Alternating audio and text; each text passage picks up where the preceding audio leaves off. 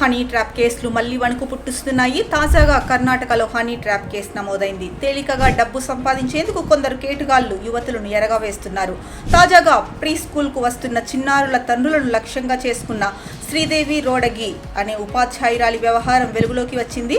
Mahalakshmi layout పోలీసులు తెలిపిన ప్రకారం ఓ పారిశ్రామికవేత్త తన చిన్నారిని స్కూల్కు తీసుకెళ్లే క్రమంలో అక్కడి ఉపాధ్యాయురాలు శ్రీదేవితో పరిచయమైంది.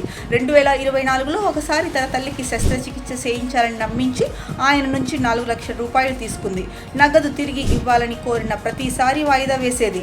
ఈ క్రమంలోనే ఆయనతో చనువుగా ఉన్నట్లు నమ్మించి ముద్దు పెడుతూ ఫోటో తీసింది. దానిని అడ్డుగా పెట్టి తన ప్రియుడు రౌడీ షీటర్ సాయంతో బెదిరించి 50,000 దండుకుంది.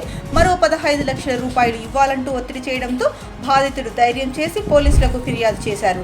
ఇదే తరహాలో ఆమె గతంలోనూ ముద్దు ఫోటోలతో పలువురిని బెదిరించిందని, డబ్బులు వసూలు చేసిందని గుర్తించి పోలీసులు సైతం కంగుతిన్నారు.